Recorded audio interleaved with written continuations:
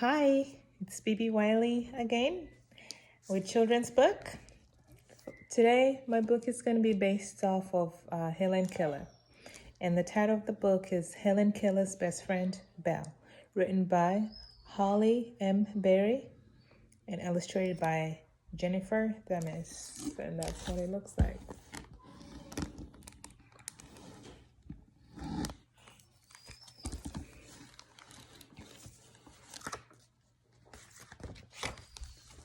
Hellen Keller was born on a farm called Ivy Green in Tuscumbia, Alabama, on June 27th, 1880. She was a bright and beautiful baby. She started talking when she was 6 months old. By her first birthday, she could walk. But 6 months later, Helen became very sick with a high fever. It caused her to lose her sight and hearing. Helen's world became quiet and dark. She could no longer talk to her parents. She forgot the words she had learned. Helen didn't know how to explain what she was thinking and feeling. She felt alone and afraid. Often, the only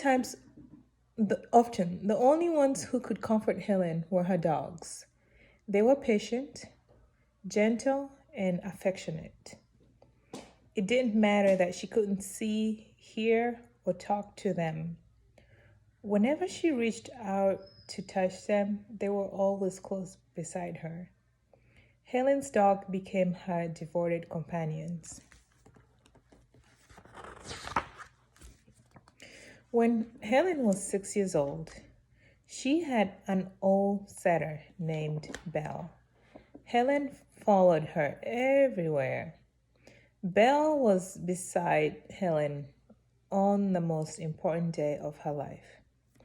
On March 3rd, 1887, Anne Sullivan came to Alabama to live with Helen and her family.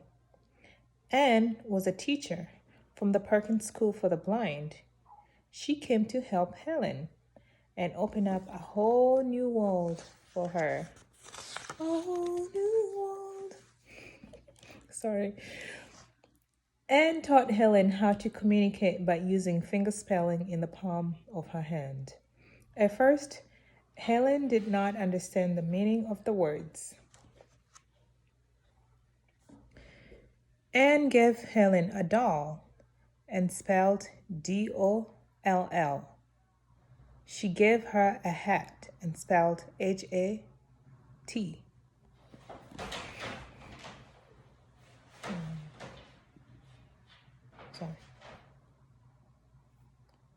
D-O-L-L.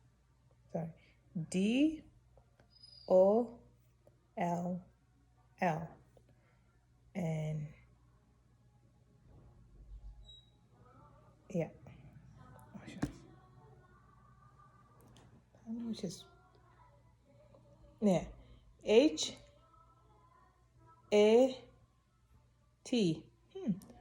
Looks like it's better with my left hand since I'm facing that way.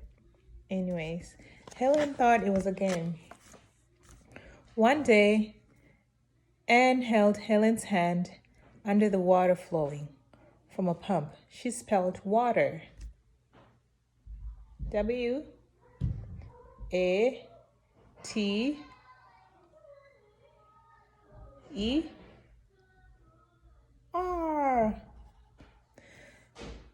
At last, Ellen understood that water was something cool that she could feel running down on her hand. For Helen, making the connection was electric. The moment Helen learned that first word, her world went from darkness into the light. She learned 30 words that day. She tried to teach Belle how to spell in her small paw. Belle didn't understand what Helen was doing, but she liked the attention. Belle sat still and wagged her tail, while Helen practiced spelling all her new words. Many of Helen's lessons were outside. She and Anne took long walks in the woods with Belle and encouraged Helen to explore and discover things on her own. One morning, Helen came running upstairs to find Anne. She was filled with excitement. Helen spelled dog, baby, and then held up her 5 fingers. Anne did not understand what Helen was trying to tell her. Helen took Anne's hand and led her outside. There, in the back of the house, was a mother dog with her 5 puppies. Anne taught Helen the word puppy, while Helen touched the dog's soft fur. Helen pointed to each puppy, and Anne spelled 5 puppies. One pup was smaller than the others. Helen held the pup and spelled small, and then spelled very small. Helen laughed when the puppy started to squirm, and she played with them for the rest of the afternoon.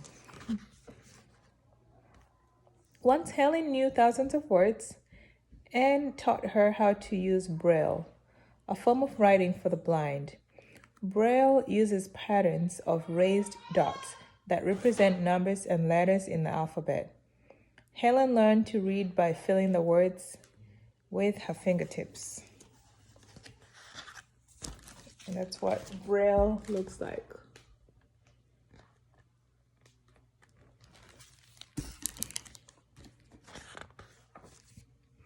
When Helen was 10 years old, she wanted to learn how to speak with her voice so everyone could understand her.